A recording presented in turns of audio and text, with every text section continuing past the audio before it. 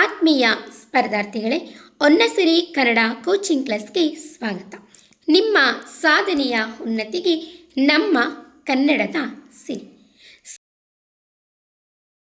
UGC net, KSET ಮತ್ತು ಎಲ್ಲ ಕನ್ನಡ ಸ್ಪರ್ಧಾತ್ಮಕ ಪರೀಕ್ಷೆಯಲ್ಲಿ ಉತ್ತೀರ್ಣರಾಗಲು ಶ್ರಮಿಸುತ್ತಿರುವ ವಿದ್ಯಾರ್ಥಿಗಳಿಗಾಗಿ ಹೊನ್ನಸಿರಿ ಕನ್ನಡ ಕೋಚಿಂಗ್ ಕ್ಲಾಸ್ ಪಠ್ಯಕ್ರಮ ಆಧಾರಿತ ವಿಶೇಷ ತರಗತಿಗಳನ್ನು ಹಮ್ಮಿಕೊಂಡಿದೆ. ಈ ಅವಕಾಶವನ್ನು ನೀವೆಲ್ಲ ಸದುಪಯೋಗಪಡಿಸಿಕೊಂಡು ಆದಷ್ಟು ಬೇಗ UGC ನೆಟ್, ಕೆಸೆಟ್ ಪರೀಕ್ಷೆಗಳಲ್ಲಿ ಉತ್ತೀರ್ಣರಾಗಬೇಕು ಎಂದು ಶುಭ ಹಾರೈಸುತ್ತೇನೆ. ಕನ್ನಡ ಸಿರಿಯ ಈ ಜ್ಞಾನದ ಪಯಣದಲ್ಲಿ ನಮ್ಮ ಜೊತೆಗೂಡಲು ವಿಡಿಯೋವನ್ನು ಲೈಕ್ ಮಾಡಿ, ನಿಮ್ಮ ಸ್ನೇಹಿತರೊಂದಿಗೆ ಶೇರ್ ಮಾಡಿ. ಇಂತಹ ಮತ್ತಷ್ಟು ಉಪಯುಕ್ತ ತರಗತಿಗಳಿಗಾಗಿ ನಮ್ಮ ಚಾನೆಲ್ಗೆ ಈಗಲೇ ಸಬ್ಸ್ಕ್ರೈಬ್ ಆಗಿ, ಪಕ್ಕದಲ್ಲೇ ಇರುವ ಬೆಲ್ ಐಕಾನ್ ಕ್ಲಿಕ್ ಮಾಡಿ. ಧನ್ಯವಾದಗಳು. ನಿಮ್ಮ ಸಾಧನೆಯ ಹಾದಿಗೆ ನಮ್ಮ ಕನ್ನಡದ ಸಿರಿ ಹೊನ್ನಸಿರಿ ಶುಭವಾಗಲಿ. ಆತ್ಮೀಯ ಸ್ಪರ್ಧಾರ್ಥಿಗಳೇ, ಹೊನ್ನಸಿರಿ ಕನ್ನಡ ಕೋಚಿಂಗ್ ಕ್ಲಾಸ್ಗೆ ಸ್ವಾಗತ. ನಿಮ್ಮ ಸಾಧನೆಯ ಉನ್ನತಿಗೆ ನಮ್ಮ ಕನ್ನಡದ ಸಿರಿ. ಸ್ಪರ್ಧಾರ್ಥಿಗಳೇ, ಪ್ರಾಚೀನ ಕನ್ನಡ ಸಾಹಿತ್ಯ ಮತ್ತು ರಾಜಾಶ್ರಯ, ಅದರಲ್ಲಿ ಗಂಗರು, ಇದಕ್ಕೆ ಸಂಬಂಧಿಸಿದಂತೆ ನಾನು ಒಟ್ಟು 2 ವಿಡಿಯೋಗಳನ್ನು ಮಾಡಲಾಗುತ್ತದೆ. ಒಂದು ಗಂಗರಿಗೆ ಸಂಬಂಧಿಸಿದಂತೆ ಅವರ ಸಾಹಿತ್ಯಿಕ ಕೊಡುಗೆ, ರಾಜಾಶ್ರಯ ಮತ್ತು ಅವರ ಕಾಲದಲ್ಲಿದ್ದಂತಹ ಕವಿಗಳು, ಆ ಕವಿಗಳ ಸಾಹಿತ್ಯ ರಚನೆ, ಹಾಗೆಯೇ ಗಂಗರ ರಾಜರು ಸ್ವತಃ ಸಾಹಿತ್ಯದಲ್ಲಿ ಸಾಧನೆಯನ್ನು ಮಾಡಿರುವಂಥ ಒಂದು ಅಂಶವನ್ನು ವಿಡಿಯೋ ಭಾಗ 1ರಲ್ಲಿ ನೋಡೋಣ. ಹಾಗೆಯೇ ವಿಡಿಯೋ ಭಾಗ 2ರಲ್ಲಿ ಇವರಿಗೆ ಸಂಬಂಧಿಸಿದಂತೆ ಪರೀಕ್ಷಾ ದೃಷ್ಟಿಯಿಂದ ಕೇಳಬಹುದಾದಂಥ 30 ಬಹು ಆಯ್ಕೆ ಪ್ರಶ್ನೆಗಳನ್ನು ನಾವು ವಿಡಿಯೋ ಭಾಗ 2ರಲ್ಲಿ ನೋಡೋಣ. ಇದಕ್ಕೆ ಸರಿಯಾದಂತಹ ಉತ್ತರವನ್ನು ನೀವು ಕಾಮೆಂಟ್ ಬಾಕ್ಸ್ನಲ್ಲಿ ಬರೆಯಿರಿ. ಹಾಗೆಯೇ ಇದಕ್ಕೆ ಕೀ ಉತ್ತರಗಳನ್ನು ಕೂಡ ನಾನು ಡಿಸ್ಕ್ರಿಪ್ಷನ್ ಬಾಕ್ಸ್ನಲ್ಲಿ ಹಾಕಿರ್ತೀನಿ. ಆದರೂ ನೀವು ಮೊದಲನೆಯದಾಗಿ ತುಂಬ ಯೋಚನೆ ಮಾಡಿ ಸ್ವತಃ ನೀವೇ ಉತ್ತರವನ್ನು ಹೇಳಲು ಅಥವಾ ಕಾಮೆಂಟ್ ಬಾಕ್ಸ್ನಲ್ಲಿ ಬರೆಯಲು ಪ್ರಯತ್ನಿಸಿ. ಆದಷ್ಟು ನೀವೇ ಯೋಚನೆ ಮಾಡಿ ಉತ್ತರವನ್ನು ಕಾಮೆಂಟ್ ಬಾಕ್ಸ್ನಲ್ಲಿ ಹಾಕಿ. ನಂತರ ನಿಮಗೆ ಏನಾದರೂ ಗೊಂದಲ ಆದರೆ ಡಿಸ್ಕ್ರಿಪ್ಷನ್ ಬಾಕ್ಸ್ನಲ್ಲಿ ನೀವು ಉತ್ತರವನ್ನು ನೋಡಿ. ಮುಂದಿನ ವಿಡಿಯೋ ಭಾಗ 2ನ್ನು ಆದಷ್ಟು ಬೇಗ ನಾನು ನಿಮ್ಮ ಮುಂದೆ ತರ್ತೀನಿ. ಈಗ ಭಾಗ 1 ವಿಡಿಯೋವನ್ನು ನಾವು ಪ್ರಸ್ತುತ ತರಗತಿಯಲ್ಲಿ ನೋಡೋಣ. ಹಾಗೆ ಇನ್ನೂ ಯಾರು ನನ್ನ ತರಗತಿಗೆ ಸಬ್ಸ್ಕ್ರೈಬ್ ಆಗಿಲ್ಲ, ಲೈಕ್ ಮಾಡಿಲ್ಲ, ದಯವಿಟ್ಟು ಮೊದಲು ನನ್ನ ತರಗತಿಯನ್ನು ಲೈಕ್ ಮಾಡಿ ಸಬ್ಸ್ಕ್ರೈಬ್ ಮಾಡಿಕೊಂಡು ನಂತರ ನೀವು ತರಗತಿಯನ್ನು ಪ್ರಾರಂಭಿಸಿ. ಹಾಗೆಯೇ ನೀವು ಕೊಡುವಂತಹ ಒಂದು ಲೈಕ್ ಮತ್ತು ನೀವು ಮಾಡುವಂತಹ ಒಂದು ಸಬ್ಸ್ಕ್ರೈಬ್ ನಾನು ಇನ್ನೂ ಹೆಚ್ಚು ತರಗತಿಗಳನ್ನು ಮಾಡೋದಕ್ಕೆ ನನಗೆ ಪ್ರೋತ್ಸಾಹ ಸಿಕ್ತಾಗುತ್ತೆ. ದಯವಿಟ್ಟು ಮರಿಬೇಡಿ, ವಿಡಿಯೋಗೊಂದು ಲೈಕ್ ಮಾಡಿ, ಹಾಗೆಯೇ ಸಬ್ಸ್ಕ್ರೈಬ್ ಮಾಡಿ. ಧನ್ಯವಾದಗಳು. ಪ್ರಸ್ತುತ ತರಗತಿಯಲ್ಲಿ ಪ್ರಾಚೀನ ಕನ್ನಡ ಸಾಹಿತ್ಯ ಮತ್ತು ರಾಜಾಶ್ರಯ, ಇದರಲ್ಲಿ ಗಂಗರು ಇವ್ರ ಬಗ್ಗೆ ನಾವು ತಿಳ್ಕೊಳ್ಳೋಣ.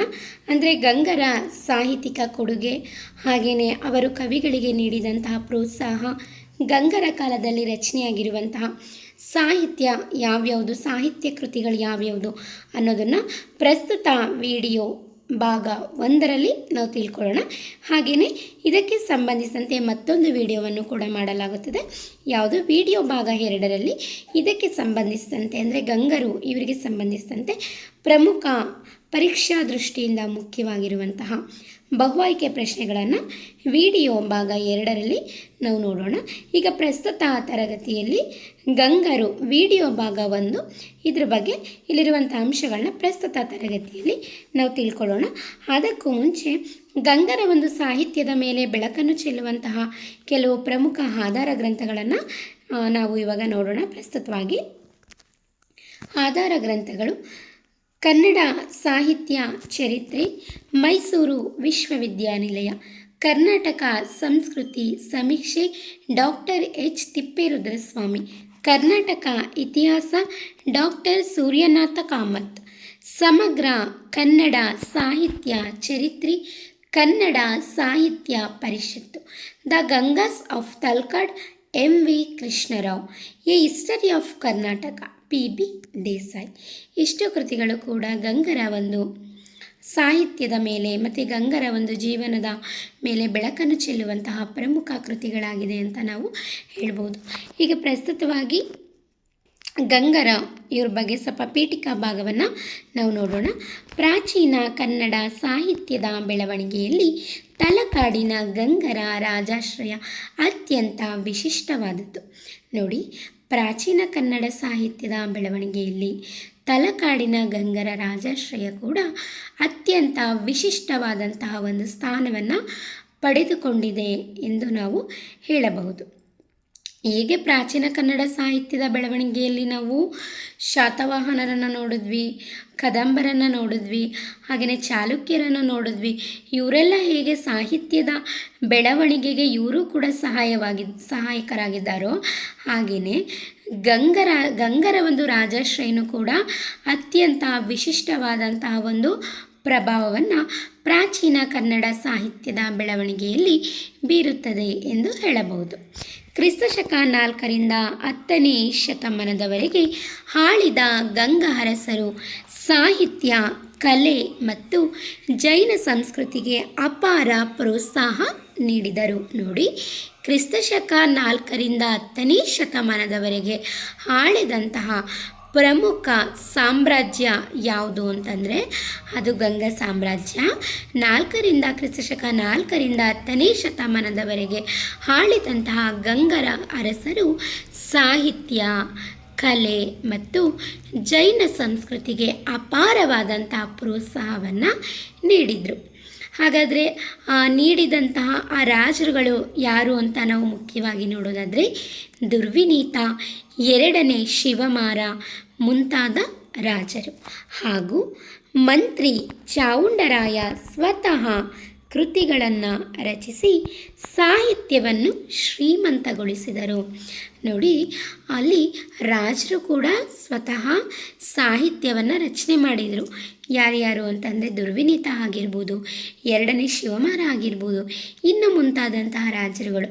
ಅವ್ರ ಜೊತೆಗೆ ಮಂತ್ರಿಯಾಗಿರುವಂತಹ ಚಾವುಂಡರಾಯ ಸ್ವತಃ ಕೃತಿಗಳನ್ನು ರಚಿಸಿ ಸಾಹಿತ್ಯವನ್ನು ಶ್ರೀಮಂತಗೊಳಿಸಿದ್ದಾರೆ ಎಂದು ನಾವು ನೋಡ್ಬೋದು. ಗಂಗರ ಉದಾರ ಆಶ್ರಯದಿಂದಾಗಿ ಕನ್ನಡ ಗದ್ಯ ಮತ್ತು ಪದ್ಯ ರೂಪಗಳು ಬಲವಾದ ತಡಿಪಾಯ ಹಾಕಿಕೊಂಡವು. ನೋಡಿ, ಗಂಗರ ಒಂದು ಉದಾರ ಆಶ್ರಯದಿಂದಾಗಿ, ಗಂಗರು ನೀಡಿದ ಸಾಹಿತ್ಯಿಕ ಪ್ರೋತ್ಸಾಹದಿಂದಾಗಿ ಕನ್ನಡ ಗದ್ಯ ಮತ್ತು ಪದ್ಯ ರೂಪಗಳು ಬಲವಾದ ಒಂದು ಅಡಿಪಾಯವನ್ನು ಸೃಷ್ಟಿಸಿಕೊಂಡವು ಅಂತ ಹೇಳಲಾಗಿದೆ. ಆದ್ದರಿಂದ ಪ್ರಾಚೀನ ಕನ್ನಡ ಸಾಹಿತ್ಯ ಚರಿತ್ರೆಯಲ್ಲಿ ಗಂಗರ ರಾಜಾಶ್ರಯದ ಕೊಡುಗೆ ಅತ್ಯಂತ ಪ್ರಮುಖವಾಗಿದೆ.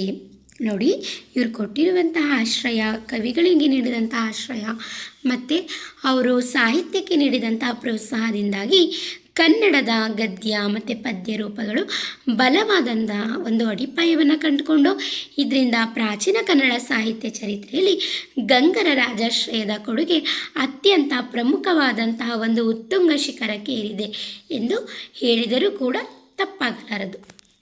ಇದಿಷ್ಟು ಕೂಡ ಗಂಗರಿಗೆ ಸಂಬಂಧಿಸಿದಂತೆ ಪೀಠಿಕಾ ಭಾಗವನ್ನು ನಾವು ನೋಡಿದ್ವಿ. ಇನ್ನು ಪ್ರವೇಶ ಭಾಗವನ್ನು ನೋಡ್ತಾ ಹೋಗೋಣ. ಗಂಗರ ಮೊದಲನೇದಾಗಿ ಗಂಗಮನೆತನದ ಉಗಮ ಮತ್ತು ಮೂಲಾಂಶಗಳು. ಗಂಗಮನೆತನದ ಉಗಮ ಮತ್ತು ಮೂಲಾಂಶಗಳನ್ನು ನಾವು ನೋಡೋದಾದರೆ, ನಾವು ಯಾವುದೇ ಒಂದು ಸಾಮ್ರಾಜ್ಯವನ್ನು ತಗೊಳ್ಳಿ, ಅದಕ್ಕೆ ಮೂಲ ಪುರುಷರು, ಸ್ಥಾಪಕರು ಅಂತ ನಾವು ನೋಡ್ತೀವಲ್ವಾ. ಹಾಗೆ ಇಲ್ಲೂ ಕೂಡ ಗಂಗಮನೆತನದ ಸ್ಥಾಪಕರನ್ನು ನಾವು ನೋಡೋದಾದರೆ ದಡಿಗ ಮತ್ತು ಮಾಧವ. ಯಾರು? ದಡಿಗ ಮತ್ತು ಮಾಧವ. ಪರೀಕ್ಷೆಯಲ್ಲಿ ನಿಮಗೆ ಕೇಳ್ಬೋದು, ಈ ಮನೆತನದ ಸ್ಥಾಪಕರು ಯಾರು ಅಂತ ಕೇಳ್ಬೋದು. ಆಯಿತಾ? ಎಲ್ಲವನ್ನು ಕೂಡ ನೀವು ನೋಡ್ಕೊಂಡಿರಬೇಕು, ಗಮನದಲ್ಲಿ ಇಟ್ಕೊಂಡಿರಬೇಕು, ಸರಿನಾ? ಸ್ಥಾಪಕರು ಯಾರು ಅಂತ ನೋಡೋದಾದರೆ ದಡಿಗ ಮತ್ತು ಮಾಧವ. ಕ್ರಿಸ್ತಶಕ 350ರಿಂದ 1004 ಒಂದು ಕಾಲಾವಧಿಯಲ್ಲಿ ಹುಟ್ಕೊಂಡಂತಹ ಒಂದು ವಂಶ ಗಂಗವಂಶ ಅಥವಾ ಗಂಗ ಸಾಮ್ರಾಜ್ಯ ಅಂತ ನಾವು ಹೇಳ್ಬೋದು. ಇನ್ನು ಈ ಒಂದು ಗಂಗ ಸಾಮ್ರಾಜ್ಯಕ್ಕೆ ಪ್ರೇರಕರು ಯಾರು ಅಂತ ನೋಡೋದಾದರೆ, ನಾವು ಯಾವುದೇ ಒಂದು ಸಾಮ್ರಾಜ್ಯವನ್ನು ತಗೊಳ್ಳಿ, ಅಧ್ಯಯನ ಮಾಡುವಂಥ ಒಂದು ನಿಟ್ಟಿನಲ್ಲಿ ನಾವು ನೋಡಿದಾಗ ಎಲ್ಲ ಒಂದು ಸಾಮ್ರಾಜ್ಯದಲ್ಲೂ ಕೂಡ ಪ್ರೇರಕರು ಅಥವಾ ಮಾರ್ಗದರ್ಶಕರು ಅನ್ನೋರು ಇದ್ದೇ ಇರ್ತಾರೆ ಅಲ್ವಾ. ಹಾಗೆಯೇ ಇಲ್ಲಿ ನಾವು ನೋಡೋದಾದರೆ ಜೈನ ಮುನಿಗಳಾದಂತಹ ಸಿಂಹನಂದಿ ಆಚಾರ್ಯರು ಗಂಗ ಸಾಮ್ರಾಜ್ಯದ ಸ್ಥಾಪನೆಗೆ ಇವರ ಆಶೀರ್ವಾದ ಮತ್ತು ಮಾರ್ಗದರ್ಶನ ಪ್ರಮುಖ ಕಾರಣವಾಗಿತ್ತು.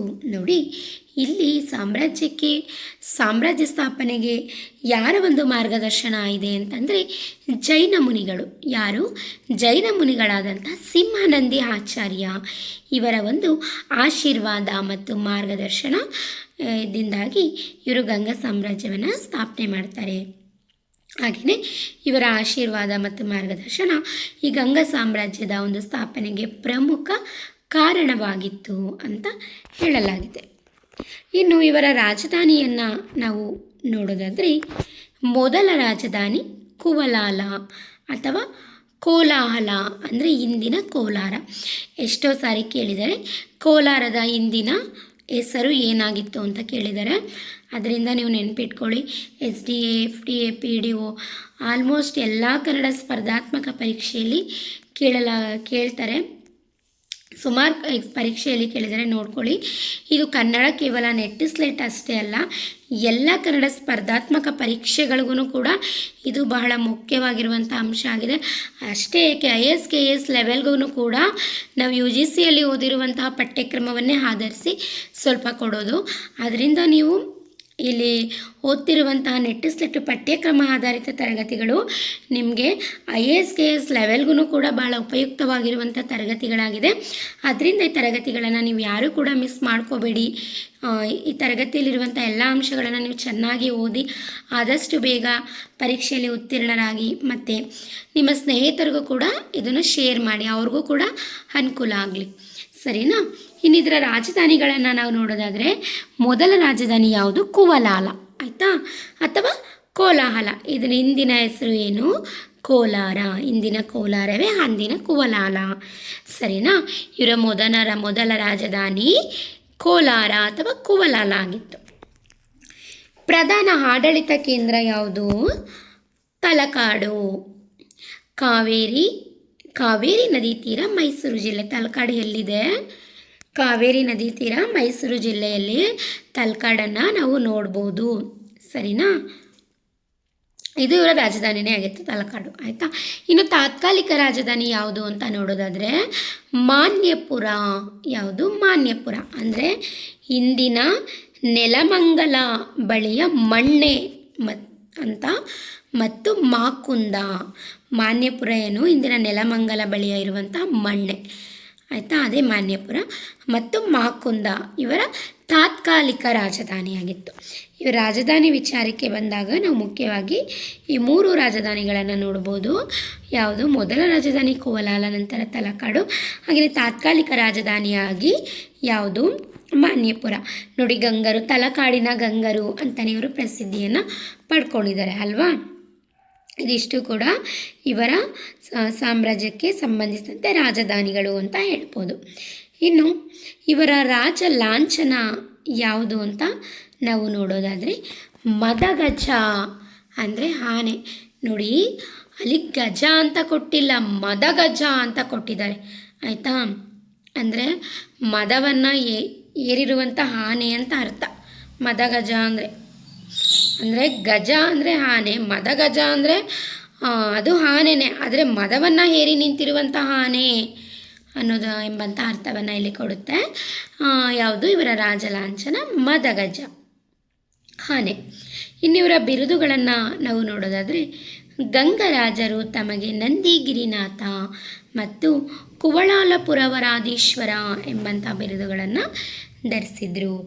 ಗಂಗರ ರಾಜರಿಗೆ ಇದ್ದಂತಹ ಬಿರುದುಗಳು ಯಾವ್ಯಾವುದು ಅಂತ ಅಂದರೆ ನಂದಿಗಿರಿನಾಥ. ಯಾವುದು? ನಂದಿಗಿರಿನಾಥ. ಜೊತೆಗೆ ಕುವಲಾಲಪುರವರಾಧೀಶ್ವರ. ಕುವಲಾಲ ಅಂದರೆ ಕೋಲಾರ ಅಂತ ಹೇಳಿದೆ ಅಲ್ವಾ, ಅದು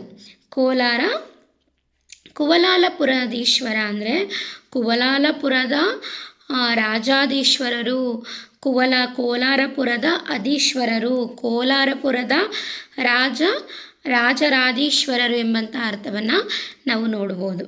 ಸರಿನಾ? ಎಂಬಂಥ ಬಿರುದುಗಳನ್ನು ಇವರು ಧರಿಸಿದರು.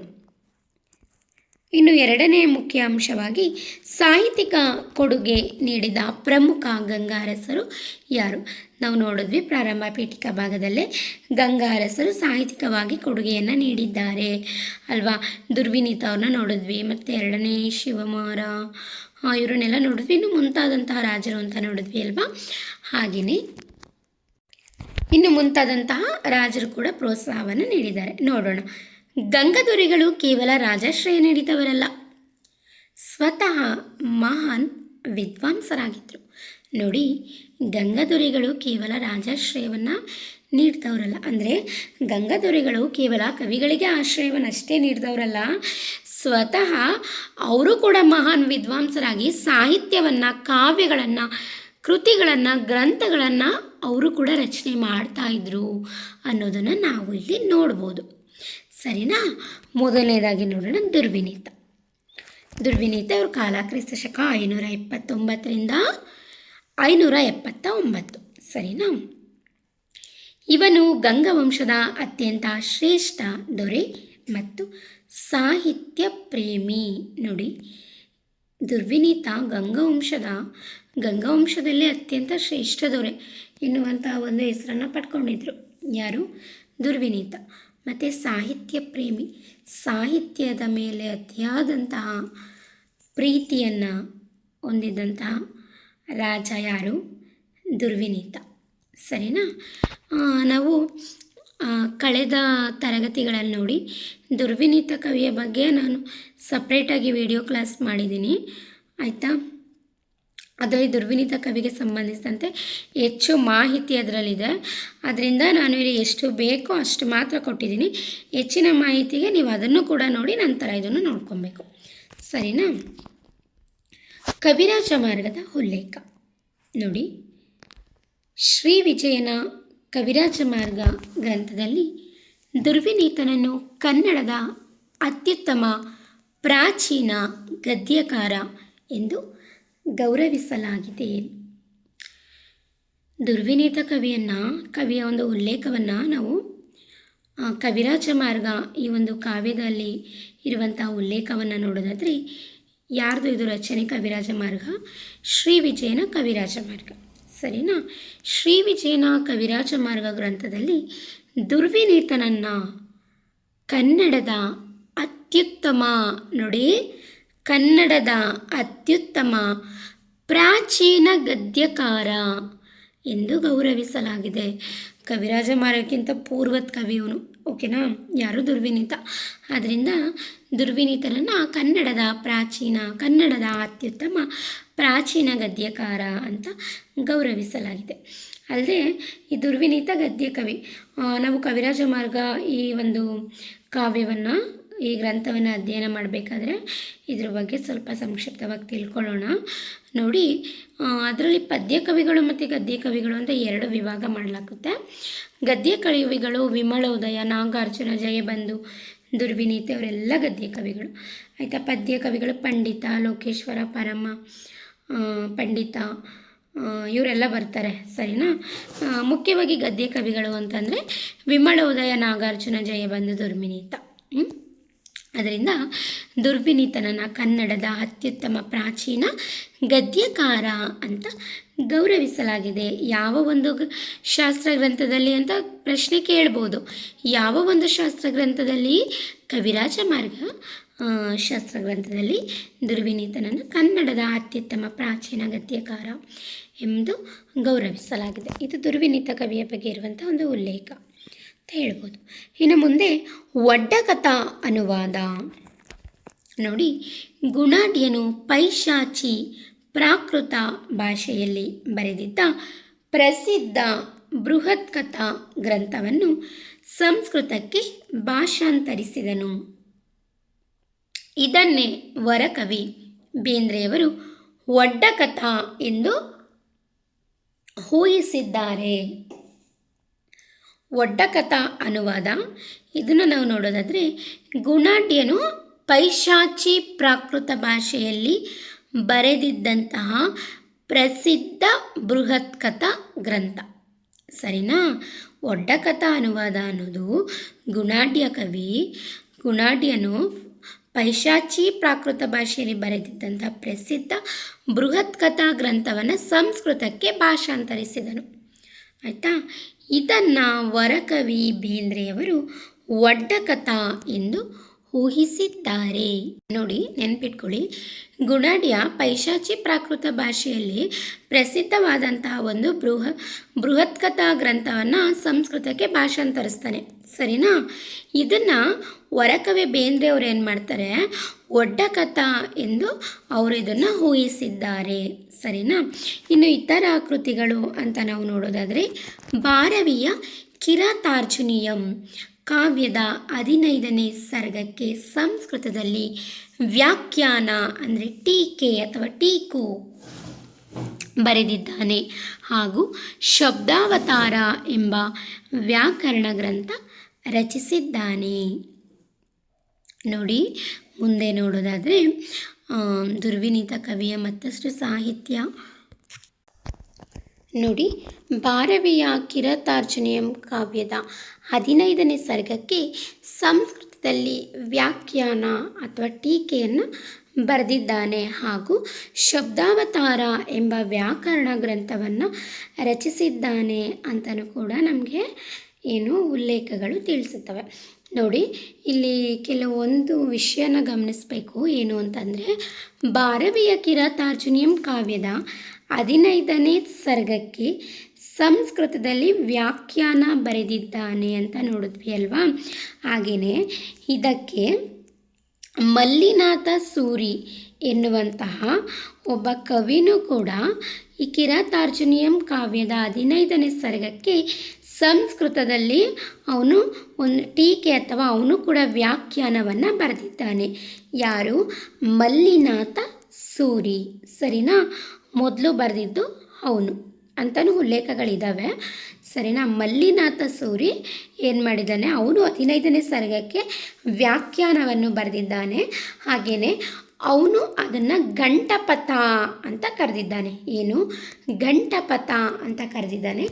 ನಂತರ 15ನೇ ಸರ್ಗಕ್ಕೆ ಸಂಸ್ಕೃತದಲ್ಲಿ ವ್ಯಾಖ್ಯಾನವನ್ನು ದುರ್ವಿನೀತ ಕವಿಯು ಬರೆದಿದ್ದಾನೆ ಅಂತ ಹಲವಾರು ಇತಿಹಾಸದ ಶಾಸನಗಳು ಕೂಡ ನಮಗೆ ತಿಳಿಸ್ತವೆ. ಇವೆರಡೂ ಕೂಡ ನೀವು ಬಹಳ ಮುಖ್ಯವಾಗಿ ಗಮನದಲ್ಲಿಟ್ಕೋಬೇಕು.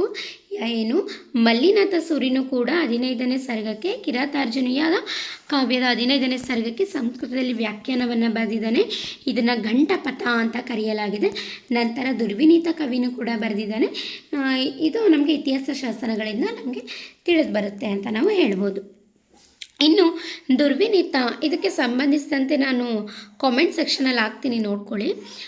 ಇನ್ನು ಗುರು, ದುರ್ವಿನೀತ ಕವಿಯ ಗುರು ಯಾರು ಅಂತ ನೋಡೋದಾದರೆ, ಗುರು ಸಂಸ್ಕೃತದ ಪ್ರಸಿದ್ಧ ಜೈನ ಕವಿ ಪೂಜ್ಯಪಾದರು ಈತನ ಗುರುಗಳಾಗಿದ್ದರು. ನೋಡಿ, ದುರ್ವಿನೀತ ರಾಜನ ಯಾರಾಗಿದ್ದರು ಅಂದರೆ, ಸಂಸ್ಕೃತ ಭಾಷೆಯಲ್ಲಿ ಪ್ರಸಿದ್ಧಿಯನ್ನು ಪಡೆದಿರುವಂತಹ ಜೈನ ಕವಿಯಾಗಿರುವಂಥ ಪೂಜ್ಯಪಾದರು. ಇವರಿಗಿದ್ದಂಥ ಮತ್ತೊಂದು ಹೆಸರು ದೇವನಂದಿ. ಆಯಿತಾ. ಇವರು ದುರ್ವಿನೀತ ರಾಜನ ಗುರುಗಳಾಗಿದ್ದರು ಅಂತ ನಾವು ನೋಡ್ಬೋದು. ಇನ್ನು ಮತ್ತೊಬ್ಬ ಗಂಗಾ ಸಾಮ್ರಾಜ್ಯದ ಮತ್ತೊಬ್ಬ ರಾಜನನ್ನು ನೋಡೋದಾದರೆ ಶ್ರೀಪುರುಷ. ಕ್ರಿಸ್ತಶಕ 725ರಿಂದ 788. ಗಂಗಾ ಸಾಮ್ರಾಜ್ಯದ ಆರ್ಥಿಕ ಉಚ್ಛ್ರಾಯ ಸ್ಥಿತಿಗೆ ಕಾರಣನಾದ ದೊರೆ. ಇವನ ಕಾಲದ ರಾಜ್ಯವನ್ನು ಶ್ರೀರಾಜ್ಯ ಎನ್ನಲಾಗುತ್ತಿತ್ತು. ನೋಡಿ, ಗಂಗಾ ಸಾಮ್ರಾಜ್ಯದ ಆರ್ಥಿಕ ಉಚ್ಛ್ರಾಯ ಸ್ಥಿತಿಗೆ, ಗಂಗಾ ಸಾಮ್ರಾಜ್ಯವು ಆರ್ಥಿಕವಾಗಿ ಅಂದರೆ ಫೈನಾನ್ಷಿಯಲಿ ಉಚ್ಛ್ರಾಯ ಸ್ಥಿತಿಗೆ ಕಾರಣನಾದಂತಹ ದೊರೆ ಯಾರಾಗಿದ್ದರು ಆಗ ಅಂತಂದರೆ ಶ್ರೀಪುರುಷ. ಸರಿನಾ. ಇವನ ಒಂದು ಆಡಳಿತದ ಒಂದು ಕಾಲದಲ್ಲಿ ಆರ್ಥಿಕವಾಗಿ ತುಂಬ ಎತ್ತರದ ಒಂದು ಸ್ಥಾನದಲ್ಲಿ ಗಂಗಾ ಸಾಮ್ರಾಜ್ಯ ಇತ್ತು. ಇವನ ಕಾಲದ ರಾಜ್ಯವನ್ನು ಶ್ರೀ ರಾಜ್ಯ ಎನ್ನಲಾಗುತ್ತಿತ್ತು. ಇವನ ಕಾಲದ ರಾಜ್ಯವನ್ನು ಏನಂತ ಇದ್ದರು, ಇವನಿದ್ದಂತಹ ಒಂದು ಸಾಮ್ರಾಜ್ಯದ ಕಾಲಾವಧಿಯನ್ನು ಶ್ರೀರಾಜ್ಯ ಅಂತ ಕರೆಯಲಾಗುತ್ತಿತ್ತು. ಯಾಕೆ ಅಂತಂದರೆ ಆರ್ಥಿಕವಾಗಿ ಉಚ್ಛ್ರಾಯ ಸ್ಥಿತಿಯಲ್ಲಿ ಇದ್ದಿದ್ದರಿಂದ ಇವನ ಕಾಲದ ರಾಜ್ಯವನ್ನು ಶ್ರೀರಾಜ್ಯ ಎನ್ನಲಾಗುತ್ತಿತ್ತು. ಅಂದರೆ ಆರ್ಥಿಕವಾಗಿ ಇವರು ತುಂಬ ಸಬಲರಾಗಿದ್ದರು ಅನ್ನೋದನ್ನು ನಾವಿಲ್ಲಿ ನೋಡ್ಬೋದು. ಇನ್ನು ಶ್ರೀ ಪುರುಷನ ಕೃತಿಯನ್ನು ನೋಡೋದಾದರೆ ಇವನು ಆನೆಗಳ ಸಾಕಾಣೆ ಮತ್ತು ಚಿಕಿತ್ಸೆಗೆ ಸಂಬಂಧಿಸಿದಂತೆ ಗಜಶಾಸ್ತ್ರ ಸಂಸ್ಕೃತದಲ್ಲಿ ಸರಿನಾ ಗಜಶಾಸ್ತ್ರ ಎಂಬ ಅಧಿಕೃತ ಗ್ರಂಥವನ್ನು ರಚಿಸಿದ್ದಾನೆ.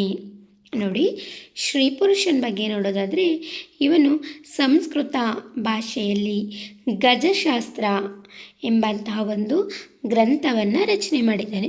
ಆ ಗಜಶಾಸ್ತ್ರದಲ್ಲಿ ಏನೇನಿದೆ ಅಂತಂದರೆ ಆನೆಗಳ ಸಾಕಾಣೆ ಮತ್ತು ಅದರ ಚಿಕಿತ್ಸೆಗೆ ಸಂಬಂಧಿಸಿದಂತೆ ಈ ಮಾಹಿತಿಯನ್ನು ಒಳಗೊಂಡಿದೆ. ಯಾವುದು? ಶ್ರೀ ಪುರುಷ ರಚನೆ ಮಾಡಿರುವಂತಹ ಗಜಶಾಸ್ತ್ರ ಎನ್ನುವಂತಹ ಒಂದು ಅಧಿಕೃತ ಗ್ರಂಥ ಈ ಮಾಹಿತಿಯನ್ನು ಒಳಗೊಂಡಿದೆ ಎಂದು ಹೇಳಲಾಗಿದೆ. ಅಂದರೆ ಆನೆಗಳನ್ನು ಹೇಗೆ ಸಾಕಬೇಕು ಮತ್ತು ಅವುಗಳಿಗೆ ಯಾವುದಾದ್ರೂ ರೋಗ ರುಜಿನಗಳು ಬಂದರೆ ಹೇಗೆ ಅವುಗಳನ್ನ ಚಿಕಿತ್ಸೆ ಮಾಡಬೇಕು ಎನ್ನುವಂಥ ಅಂಶಗಳನ್ನು ಒಳಗೊಂಡಿರುವಂಥ ಒಂದು ಗ್ರಂಥವೇ ಶ್ರೀ ಪುರುಷ ರಚಿಸಿರುವಂತಹ ಗಜಶಾಸ್ತ್ರ ಎನ್ನುವಂತಹ ಒಂದು ಗ್ರಂಥದ ಮುಖ್ಯ ತಿರುಳು ಅಂತ ಹೇಳ್ಬೋದು. ಇನ್ನು ಮತ್ತೊಬ್ಬ ರಾಜ ಇಮ್ಮಡಿ ಶಿವಮಾರ. ಇವನ ಒಂದು ಕಾಲ ಕ್ರಿಸ್ತಶಕ 788ರಿಂದ 816 ಕೃತಿಗಳು. ಇವನು ಗಜಾಷ್ಟಕ ಮತ್ತು ಸೇತುಬಂಧ ಎಂಬ ಗ್ರಂಥಗಳನ್ನು ಬರೆದಿದ್ದಾನೆ. ಯಾರು? ಇಮ್ಮಡಿ ಶಿವಮಾರ. ನೋಡಿ, ಶ್ರೀ ಪುರುಷ ಬರೆದಿರೋದು ಗಜಶಾಸ್ತ್ರ, ಆಯಿತಾ? ಕನ್ಫ್ಯೂಸ್ ಮಾಡ್ಕೋಬೇಡಿ. ಇಮ್ಮಡಿ ಶಿವಮಾರ, ಎರಡನೇ ಶಿವಮಾರ ಗಜಾಷ್ಟಕ ಮತ್ತು ಸೇತುಬಂಧ ಎಂಬಂತಹ ಗ್ರಂಥಗಳನ್ನು ಬರೆದಿದ್ದಾನೆ. ಯಾರು? ಇಮ್ಮಡಿ ಶಿವಮಾರ. ಈ ಗಜಾಷ್ಟಕದ ಮಹತ್ವ ಏನು ಅಂತಂದರೆ ಆನೆಗಳನ್ನು ಪಳಗಿಸುವ ಕಲೆಯ ಕುರಿತಾದ ಗಜಾಷ್ಟಕ ಕೃತಿಯು ಕನ್ನಡದ ಒಗಟು ಮತ್ತು ಜಾನಪದ ಹಾಡುಗಳ ರೂಪದಲ್ಲಿದ್ದ ಅತ್ಯಂತ ಜನಪ್ರಿಯ ಕೃತಿಯಾಗಿತ್ತು ಎಂದು ಶಾಸನಗಳು ಹೇಳುತ್ತವೆ. ನೋಡಿ, ಗಜಶಾಸ್ತ್ರ ಅನ್ನೋದು ಆನೆಗಳನ್ನು ಹೇಗೆ ಸಾಕಬೇಕು ಮತ್ತು ಆನೆಗಳಿಗೆ ಬಂದಂತಹ ರೋಗ ರುಜಿನಗಳಿಗೆ ಸಂಬಂಧಿಸಿದಂತಹ ಒಂದು ಕೃತಿ ಗಜಶಾಸ್ತ್ರ. ಆದರೆ ಇಮ್ಮಡಿ ಶಿವಮಾರನ ಗಜಾಷ್ಟಕ ಎನ್ನುವಂತಹ ಕೃತಿ ಆನೆಗಳನ್ನು ಪಳಗಿಸುವ ಒಂದು ಕಲೆಯನ್ನು ಕುರಿತಾದಂತಹ ಒಂದು ಗ್ರಂಥ. ಸರಿನಾ? ಆನೆಗಳನ್ನ ಪಳಗಿಸೋದು, ಆನೆಗಳಿಗೆ ನಮಗೆ ಬೇಕಾಗೆ ಪಳಗಿಸ್ಕೊಳ್ಳೋದು, ರಾಜರಿಗೆ ಬೇಕು ಅಂದರೆ ರಾಜರಿಗೆ ಹೇಗೆ ಬೇಕೋ ಆ ರೀತಿ ಪಳಗಿಸ್ಕೊಳ್ಳೋದು, ಆಯಿತಾ? ಯುದ್ಧಗಳಲ್ಲಿ ಈ ರೀತಿ ಪಳಗಿಸ್ಕೊಳ್ಳೋದು ಆನೆಗಳನ್ನು. ಆ ಒಂದು ವಿಷಯವನ್ನು ಒಳಗೊಂಡಿರೋದು ಎರಡನೇ ಶಿವಮಾರ ರಚಿಸಿರುವಂಥ ಗಜಾಷ್ಟಕ ಎನ್ನುವಂಥ ಒಂದು ಕೃತಿ. ಸರಿನಾ? ಈ ಗಜಾಷ್ಟಕ ಕೃತಿಯು ಕನ್ನಡದ ಒಗಟು ಮತ್ತು ಜಾನಪದ ಹಾಡುಗಳ ರೂಪದಲ್ಲಿದ್ದಂಥ ಅತ್ಯಂತ ಜನಪ್ರಿಯ ಕೃತಿ. ಈ ಗಜಾಷ್ಟಕ ಕೃತಿ ಹೇಗಿದೆ ಅಂದರೆ ಕನ್ನಡದ ಒಗಟು ಜೊತೆಗೆ ಜಾನಪದ ಹಾಡುಗಳ ಒಂದು ರೂಪದಲ್ಲಿ ಇದು ಅತ್ಯಂತ ಜನಪ್ರಿಯವಾಗಿರುವಂಥ ಕೃತಿಯಾಗಿದೆ ಅದರಿಂದ ಅಂತ ಹೇಳಲಾಗಿದೆ. ಹಾಗೆ ಹೀಗಿದೆ, ಇದು ಕನ್ನಡದ ಒಗಟು ಮತ್ತು ಜಾನಪದ ಹಾಡುಗಳ ರೂಪದಲ್ಲಿದ್ದಂಥ ಅತ್ಯಂತ ಜನಪ್ರಿಯ ಕೃತಿಯಾಗಿತ್ತು ಅಂತ ಶಾಸನಗಳು ನಮಗೆ ಹೇಳುತ್ತವೆ ಎಂದು ತಿಳಿಯಬಹುದು. ಇದು ಇಷ್ಟನ್ನು ಕೂಡ ಗಂಗರು ಸ್ವತಃ ರಾಜರಾಗಿರೋದಷ್ಟೇ ಅಲ್ಲದೆ ಅವರು ವಿದ್ವಾಂಸರಾಗಿ ಅವರು ಮಹಾನ್ ಕಾವ್ಯಗಳನ್ನು ರಚನೆ ಮಾಡಿದರು ಅನ್ನೋದಕ್ಕೆ ನಮಗೆ ಇದು ಸಾಕ್ಷಿಯಾಗಿದೆ. ಯಾರು? ದುರ್ವಿನೀತ ಮತ್ತು ಶ್ರೀ ಪುರುಷ, ಹಾಗೆಯೇ ಇಮ್ಮಡಿ ಶಿವಮಾರ, ಇನ್ನು ಮುಂತಾದಂಥ ಕವಿಗಳು ಕೇವಲ ಯುದ್ಧವನ್ನಷ್ಟೇ ಮಾಡ್ತಾ ಇರಲಿಲ್ಲ, ಅವರು ಸಾಹಿತ್ಯವನ್ನು ಕೂಡ ರಚನೆ ಮಾಡ್ತಿದ್ರು ಅನ್ನೋದನ್ನು ನಾವು ಇದರ ಮೂಲಕ ತಿಳ್ಕೊಬೋದು. ಇನ್ನು ಮೂರನೇ ಅಂಶವಾಗಿ ಗಂಗರ ಆಸ್ಥಾನದಲ್ಲಿದ್ದಂತಹ ಪ್ರಮುಖ ಕವಿಗಳು ಮತ್ತು ಮಂತ್ರಿಗಳನ್ನು ನೋಡೋಣ. ಸರಿನಾ? ಕನ್ನಡ ಸಾಹಿತ್ಯ ಚರಿತ್ರೆಯಲ್ಲಿ ಗಂಗರ ಆಸ್ಥಾನದಲ್ಲಿದ್ದ ಮಂತ್ರಿಗಳು ಮತ್ತು ವಿದ್ವಾಂಸರ ಕೊಡುಗೆ ಅತ್ಯಮೂಲ್ಯವಾದದ್ದು. ನೋಡಿ, ಕನ್ನಡ ಸಾಹಿತ್ಯ ಚರಿತ್ರೆಯಲ್ಲಿ ಗಂಗರ ಆಸ್ಥಾನದಲ್ಲಿದ್ದಂತಹ ಮಂತ್ರಿಗಳು ಮತ್ತು ವಿದ್ವಾಂಸರ ಕೊಡುಗೆ ಬಹಳ ಅತ್ಯಮೂಲ್ಯವಾದಂತಹ ಒಂದು ಅಂಶವಾಗಿದೆ ಅಂತ ಹೇಳ್ಬೋದು. ಹಾಗಾದರೆ ಇವರ ಕಾಲದಲ್ಲಿ ಇದ್ದಂತಹ ಮಂತ್ರಿಗಳು ಮತ್ತು ವಿದ್ವಾಂಸರ ಕೊಡುಗೆ ಏನು ಅಂತ ನಾವು ಇಲ್ಲಿ ನೋಡೋದಾದರೆ ಮೊದಲನೆಯದಾಗಿ ಚಾವುಂಡರಾಯ. ಕ್ರಿಸ್ತಶಕ 978. ಇವನು ಇಮ್ಮಡಿ ಮಾರಸಿಂಹ ಮತ್ತು 4ನೇ ರಾಜಮಲ್ಲನ ಪ್ರತಿಮ ಸೇನಾನಿ, ಅದ್ವಿತೀಯ ರಾಜಕಾರಣಿ ಹಾಗೂ ವಿದ್ವಾಂಸ. ಇವನಿಗೆ ರಾಯ, ಪರಶುರಾಮ ಮತ್ತು ಇನ್ನು ಮುಂತಾದ ವೀರ ಮಾರ್ತಾಂಡ ಈ ಥರ ಎಲ್ಲ ಬಿರುದುಗಳು ಇವನಿಗೆ ಕೊಟ್ಟಿದ್ದರು. ಸರಿನಾ? ಇದಕ್ಕೆ ಸಂಬಂಧಿಸಿದಂತೆ ನಾನು ಹಳೆ ವಿಡಿಯೋಸ್ಗಳಿದೆ, ಚಾವುಂಡರಾಯನ ಬಗ್ಗೆ ನೋಡ್ಕೊಳ್ಳಿ. ಮತ್ತು ಏನಪ್ಪ ಅಂತಂದರೆ ಇವನು ಇಮ್ಮಡಿ ಮಾರಸಿಂಹ ಮತ್ತು 4ನೇ ರಾಜಮಲ್ಲನ ಅಪ್ರತಿಮ ಸೇನಾನಿಯಾಗಿದ್ದ. ಯಾರು? ಚಾವುಂಡರಾಯ. ಹಾಗೆ ಅದ್ವಿತೀಯ ರಾಜಕಾರಣಿಯಾಗಿದ್ದ, ವಿದ್ವಾಂಸನಾಗಿದ್ದ. ಯಾರು? ಚಾವುಂಡರಾಯ. ಇವನಿಗೆ ರಾಯ ಮತ್ತು ಸಮರ ಪರಶುರಾಮ ಎನ್ನುವಂತಹ ಬಿರುದು ಇತ್ತು. ರಾಯ ಮತ್ತು ಸಮರ ಪರಶುರಾಮ, ವೀರ ಮಾರ್ತಾಂಡ ಮತ್ತು ಅಣ್ಣ, ಜನರು ಪ್ರೀತಿಯಿಂದ ಕರೀತಾ ಇದ್ದು ರಾಯ ಮತ್ತು ಅಣ್ಣ ಎನ್ನುವಂಥ ಬಿರುದುಗಳು. ಮುಂದೆ ಅವನ ಬಗ್ಗೆ ಇನ್ನೂ ಚೆನ್ನಾಗಿ ಅಧ್ಯಯನ ಮಾಡ್ತಾ ಹೋಗೋಣ. ಇದಿಷ್ಟು ಬಿರುದುಗಳು ಕೂಡ ಇವನಿಗೆ ಇದ್ದಂತಹ ಪ್ರಮುಖ ಬಿರುದುಗಳು ಅಂತ ನಾವು ನೋಡ್ಬೋದು. ಇನ್ನು ಚಾವುಂಡರಾಯ ಪುರಾಣ ಕ್ರಿಸ್ತಶಕ 978. ಇದನ್ನು ತ್ರಿಷಷ್ಟಿ ಲಕ್ಷಣ ಮಹಾಪುರಾಣ ಎಂದು ಕರೆಯಲಾಗುತ್ತದೆ. ಇದು ಕನ್ನಡ ಸಾಹಿತ್ಯ ಪರಂಪರೆಯಲ್ಲಿ ಲಭ್ಯವಿರುವ ಮೊದಲ ಅತ್ಯಂತ ಪ್ರೌಢವಾದ ಸ್ವತಂತ್ರ ಗದ್ಯಕೃತಿಯಾಗಿದೆ. ಇದರಲ್ಲಿ 24 ತೀರ್ಥಂಕರರು ಸೇರಿದಂತೆ ಜೈನ ಧರ್ಮದ 63 ಶಲಾಕ ಪುರುಷರ ಚರಿತ್ರೆಯನ್ನು ಕಥಾರೂಪದಲ್ಲಿ ಬರೆಯಲಾಗಿದೆ. ನೋಡಿ, ಚಾವುಂಡರಾಯ ಪುರಾಣ ಎನ್ನುವಂತಹ ಕೃತಿಯನ್ನು ಅವನು ರಚನೆ ಮಾಡಿದ್ದಾನೆ, ಗ್ರಂಥವನ್ನು.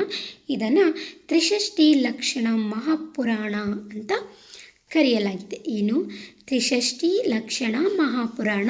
ಪರೀಕ್ಷಾ ದೃಷ್ಟಿಯಿಂದ ಇದು ಕೂಡ ಬಹಳ ಮುಖ್ಯವಾಗಿದೆ. ಚಾವುಂಡರಾಯ ಪುರಾಣ, ಇದಕ್ಕೆ ಇರುವಂತಹ ಪರ್ಯಾಯ ಹೆಸರು ಯಾವುದು ಅಂತ ಕೇಳಿದ್ರೆ ತ್ರಿಷಷ್ಟಿ ಲಕ್ಷಣ ಮಹಾಪುರಾಣ ಅಂತ ನೀವು ಬರೀಬೇಕಾಗುತ್ತೆ. ಇದು ಕನ್ನಡ ಸಾಹಿತ್ಯ ಪರಂಪರೆಯಲ್ಲಿ ಲಭ್ಯವಿರುವ ಈ ಚಾವುಂಡರಾಯ ಪುರಾಣ ಮೊದಲ ಅತ್ಯಂತ ಪ್ರೌಢವಾದ ಸ್ವತಂತ್ರ ಗದ್ಯಕೃತಿ. ಇಲ್ಲಿ ಕನ್ನಡ ಸಾಹಿತ್ಯ ಪರಂಪರೆಯಲ್ಲಿ ಲಭ್ಯವಿರುವ ಮೊದಲ ಅತ್ಯಂತ ಪ್ರೌಢವಾದ ಸ್ವತಂತ್ರ ಗದ್ಯಕೃತಿ ಆಗಿದೆ ಅಂತ ಹೇಳ್ಬೋದು. ಇದರಲ್ಲಿ 24 ತೀರ್ಥಂಕರರು ಸೇರಿದಂತೆ ಜೈನ ಧರ್ಮದ 63 ಶಲಾಕ ಪುರುಷರ ಚರಿತ್ರೆಯನ್ನು ಕಥಾರೂಪದಲ್ಲಿ ಬರೆಯಲಾಗಿದೆ. ನೋಡಿ, ಇದರಲ್ಲಿ ಯಾವುದು? ತ್ರಿಷಷ್ಟಿ ಲಕ್ಷಣ ಮಹಾಪುರಾಣ ಅಥವಾ ಚಾವುಂಡರಾಯ ಪುರಾಣ. ಇದರಲ್ಲಿ 24 ತೀರ್ಥಂಕರರು ಸೇರಿದಂತೆ ಜೈನ ಧರ್ಮದಲ್ಲಿ ಬರುವಂತಹ 24 ಜನ ತೀರ್ಥಂಕರರು ಸೇರಿದಂತೆ ಜೈನ ಧರ್ಮದಲ್ಲಿ 63 ಜನ ಶಲಾಕ ಪುರುಷರು ಬರ್ತಾರೆ. ಸರಿನಾ? ಆ 24 ತೀರ್ಥಂಕರರು ಸೇರಿದಂತೆ ಜೈನ ಧರ್ಮದ 63 ಶಲಾಕ ಪುರುಷರ ಚರಿತ್ರೆಯನ್ನು ಕಥಾರೂಪದಲ್ಲಿ ಈ ಒಂದು ಗ್ರಂಥದಲ್ಲಿ ತ್ರಿಷಷ್ಟಿ ಲಕ್ಷಣ ಮಹಾಪುರಾಣ ಈ ಗ್ರಂಥದಲ್ಲಿ ಬರೆಯಲಾಗಿದೆ. ಆಯಿತಾ? ಇನ್ನು ಐತಿಹಾಸಿಕ ಕೊಡುಗೆಯನ್ನು ನೋಡೋದಾದರೆ ಚಾವುಂಡರಾಯಂದು ಶ್ರವಣಬೆಳಗೊಳದಲ್ಲಿ ಜಗತ್ಪ್ರಸಿದ್ಧ 57 ಅಡಿ ಎತ್ತರದ ಗೊಮ್ಮಟೇಶ್ವರ ಅಂದರೆ ಬಾಹುಬಲಿ ಗೊಮ್ಮಟೇಶ್ವರ ಏಕಶಿಲಾ ವಿಗ್ರಹವನ್ನು ಕೆತ್ತಿಸಿದ ಕೀರ್ತಿ ಚಾವುಂಡರಾಯನಿಗೆ ಸಲ್ಲುತ್ತದೆ. ನೋಡಿ, ಅವನ ಒಂದು ಐತಿಹಾಸಿಕ ಕೊಡುಗೆ ನೋಡಿದ್ವಿ. ಐತಿಹಾಸಿಕ ಕೊಡುಗೆಯನ್ನು ನೋಡೋದಾದರೆ ಚಾವುಂಡರಾಯ ಶ್ರವಣಬೆಳಗೊಳದಲ್ಲಿ ಪ್ರಸಿದ್ಧವಾಗಿರುವಂತಹ ಅಂದರೆ ಜಗತ್ಪ್ರಸಿದ್ಧವಾಗಿ ಅವನು ಕೆತ್ತಿಸಿರುವ 57 ಅಡಿ ಎತ್ತರದ ಗೊಮ್ಮಟೇಶ್ವರ ಬಾಹುಬಲಿ ವಿಗ್ರಹ.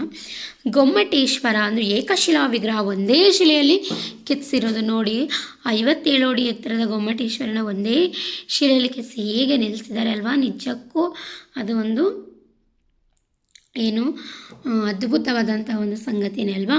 ಆ ಏಕಶಿಲಾ ವಿಗ್ರಹವನ್ನು ಕೆತ್ತಿಸಿದಂತಹ ಕೀರ್ತಿ ನಮ್ಮ ಚಾವುಂಡರಾಯನಿಗೆ ಸಲ್ಲುತ್ತದೆ. ಇದು ಅವನ ಐತಿಹಾಸಿಕ ಕೊಡುಗೆ ಅಂತ ನಾವು ಇಲ್ಲಿ ಹೇಳ್ಬೋದು.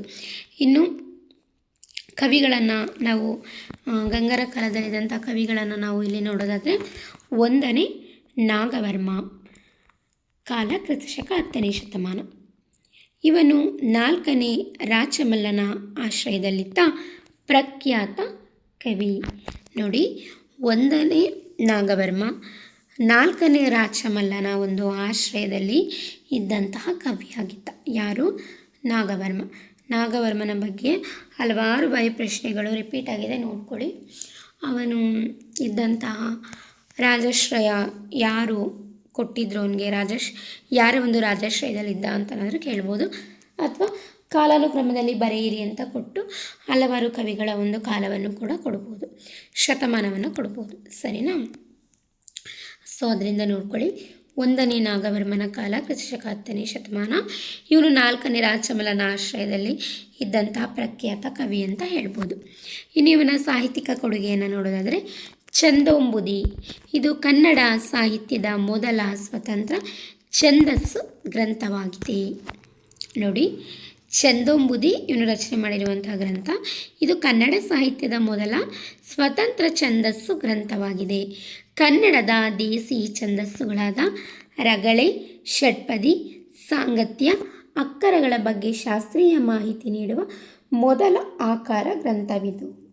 ನೋಡಿ, ಛಂದೋಂಬುದಿ ಅನ್ನೋದು ಹೇಗೆ ಕನ್ನಡ ಸಾಹಿತ್ಯದ ಮೊದಲ ಸ್ವತಂತ್ರ ಛಂದಸ್ಸು ಗ್ರಂಥವಾಗಿದೆಯೋ ಹಾಗೆಯೇ ಕನ್ನಡದ ದೇಸಿ ಛಂದಸ್ಸುಗಳಾಗಿರುವಂತಹ ರಗಳೆ, ಷಟ್ಪದಿ, ಸಾಂಗತ್ಯ, ಈ ಅಕ್ಕರಗಳ ಬಗ್ಗೆ ಶಾಸ್ತ್ರೀಯ ಮಾಹಿತಿಯನ್ನು ನೀಡುವಂತಹ ಮೊದಲ ಆಕಾರ ಗ್ರಂಥ ಯಾವುದು ಅಂತಂದರೆ 1ನೇ ನಾಗವರ್ಮ ರಚಿಸಿರುವಂತಹ ಛಂದೋಂಬುದಿ ಎನ್ನುವಂತಹ ಒಂದು ಛಂದಸ್ಸು ಗ್ರಂಥ ಅಂತ ಹೇಳ್ಬೋದು. ಇನ್ನು ಇವನ ಮತ್ತೊಂದು ಸಾಹಿತ್ಯಿಕ ಕೊಡುಗೆಯಾಗಿ ನೋಡೋದಾದರೆ ಕರ್ನಾಟಕ ಕಾದಂಬರಿ. ಬಾಣಭಟ್ಟನು ಸಂಸ್ಕೃತದಲ್ಲಿ ಬರೆದಿದ್ದ ಕಾದಂಬರಿ ಎಂಬ ಗದ್ಯ ಕೃತಿಯನ್ನು ಕನ್ನಡಕ್ಕೆ ಚಂಪು ಶೈಲಿಯಲ್ಲಿ ಅತ್ಯಂತ ಸೊಗಸಾಗಿ ಅನುವಾದಿಸಿದ ಕೀರ್ತಿ ಇವನದು. ನೋಡಿ, ಇವನು ರಚನೆ ಮಾಡಿರುವಂಥ ಮತ್ತೊಂದು ಗ್ರಂಥ ಕರ್ನಾಟಕ ಕಾದಂಬರಿ. ಬಾಣಭಟ್ಟ ಸಂಸ್ಕೃತದಲ್ಲಿ ಕಾದಂಬರಿ ಎಂಬಂತಹ ಗ್ರಂಥವನ್ನು ರಚನೆ ಮಾಡಿದ್ದಾನೆ, ಆಯಿತಾ, ಎಂಬ ಗದ್ಯ ಗ್ರಂಥವನ್ನು ರಚನೆ ಮಾಡಿದ್ದಾನೆ. ಅದನ್ನು ಯಾರು? 1ನೇ ನಾಗವರ್ಮ ಏನು ಮಾಡಿದ್ದಾನೆ? ಕನ್ನಡಕ್ಕೆ ಚಂಪು ಶೈಲಿಯಲ್ಲಿ ಅತ್ಯಂತ ಸೊಗಸಾಗಿ ಅನುವಾದಿಸಿದಂತಹ ಕೀರ್ತಿ 1ನೇ ನಾಗವರ್ಮನಿಗೆ ಸಲ್ಲುತ್ತದೆ ಅಂತ ಹೇಳ್ಬೋದು. ಅಂದರೆ ಬಾಣಭಟ್ಟ ಸಂಸ್ಕೃತದಲ್ಲಿ ರಚನೆ ಮಾಡಿರುವಂತಹ ಕಾದಂಬರಿ ಎಂಬಂತಹ ಒಂದು ಗದ್ಯ ಕೃತಿಯನ್ನು ಕನ್ನಡಕ್ಕೆ ಚಂಪು ಶೈಲಿ ಅತ್ಯಂತ ಸೊಗಸಾಗಿ ಅನುವಾದಿಸಿರುವಂತಹ ಕೀರ್ತಿ 1ನೇ ನಾಗವರ್ಮನಿಗೆ ಸಲ್ಲುತ್ತದೆ. ಅವನ ಮತ್ತೊಂದು ಕೃತಿ ಕರ್ನಾಟಕ ಕಾದಂಬರಿ, ಛಂದೋಂಬುದಿ ಮತ್ತು ಕರ್ನಾಟಕ ಕಾದಂಬರಿ ಎಂದು ಹೇಳಬಹುದು. ಇನ್ನು ನೋಡುವಂತಹ ಮತ್ತೊಂದು ಕವಿ 1ನೇ ಗುಣವರ್ಮ. ಇವನು ಗಂಗದೊರೆ ಎರೆಯಂಗನ ಅಂದರೆ ಎರೆಯಂಗನ ಆಸ್ಥಾನ ಕವಿಯಾಗಿದ್ದನು. 1ನೇ ಗುಣವರ್ಮ ಯಾರ ಒಂದು ಆಸ್ಥಾನದ ಕವಿಯಾಗಿದ್ದ ಅಂತಂದರೆ ಗಂಗದೊರೆಯಾಗಿರುವಂತಹ ಎರೆಯಂಗನ ಆಸ್ಥಾನ ಕವಿ ಯಾರಾಗಿದ್ದರು? ಗುಣವರ್ಮ. ಅದರಲ್ಲೂ 1ನೇ ಗುಣವರ್ಮ ಇವನ ಒಂದು ಆಸ್ಥಾನದ ಕವಿ ಆಗಿದ್ದ. ಇನ್ನು 1ನೇ ಗುಣವರ್ಮನ ಸಾಹಿತ್ಯ ಕೊಡುಗೆಯನ್ನು ನಾವು ನೋಡೋದಾದರೆ ಇವನ ಕೃತಿಗಳು ಹರಿವಂಶ ಮತ್ತು ಶೂದ್ರಕ, ಮಹಾರಾಜ ಚರಿತ್ರೆ ಅಥವಾ ಶೂದ್ರಕ ಎಂಬಂತಹ ಚಂಪು ಕಾವ್ಯಗಳನ್ನು ರಚಿಸಿದ್ದಾನೆ. ತನ್ನ ಆಶ್ರಯದಾತನಾದ ಹಿರಿಯಂಗನನ್ನು ಕಾವ್ಯದ ನಾಯಕನಾದ ಶೂದ್ರಕನಿಗೆ ಹೋಲಿಸಿ ಬರೆದಿದ್ದಾನೆ. ನೋಡಿ, 1ನೇ ಗುಣವರ್ಮ ರಚಿಸಿರುವಂತಹ 2 ಪ್ರಮುಖ ಕೃತಿಗಳು ಯಾವುದು ಅಂತಂದರೆ ಹರಿವಂಶ ಮತ್ತು ಶೂದ್ರಕ ಮಹಾರಾಜ ಚರಿತ್ರೆ ಅಥವಾ ಶೂದ್ರಕ, ಸರಿನಾ, ಎಂಬಂಥ ಚಂಪು ಕಾವ್ಯ. 2 ಕೂಡ ಚಂಪು ಕಾವ್ಯ, ಗದ್ಯ ಪದ್ಯ ಮಿಶ್ರಿತವಾಗಿರುವಂತಹ ಚಂಪು ಕಾವ್ಯವನ್ನು 1ನೇ ಗುಣವರ್ಮ ರಚಿಸಿದ್ದಾನೆ. ತನ್ನ ಆಶ್ರಯದಾತನಾದಂಥ ಯಾರು? ಎರೆಯಂಗನನ್ನು ಕಾವ್ಯದ ನಾಯಕನಾಗಿರುವಂತಹ ಶೂದ್ರಕನಿಗೆ ಹೋಲಿಸಿ ಇವನು ಕಾವ್ಯವನ್ನು ಬರೆದಿದ್ದಾನೆ. ಯಾರು?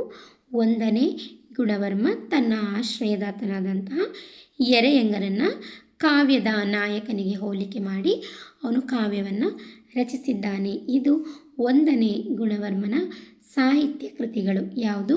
ಹರಿವಂಶ ಮತ್ತು ಶೂದ್ರಕ ಮಹಾರಾಜ ಚರಿತ್ರೆ ಅಥವಾ ಶೂದ್ರಕ. ಇದಿಷ್ಟು ಕೂಡ ಗಂಗರ ದೊರೆಗಳು ದೊರೆಗಳ ಕಾಲದಲ್ಲಿ ಇದ್ದಂತಹ ಕವಿಗಳು ಅವರು ರಚಿಸಿದಂತಹ ಸಾಹಿತ್ಯ ಅಂತ ನಾವು ಇಲ್ಲಿ ನೋಡ್ಬೋದಾಗಿದೆ.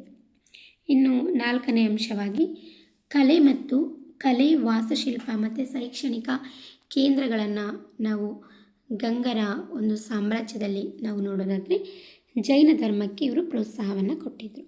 ಯಾರು? ಗಂಗದೊರೆಗಳು.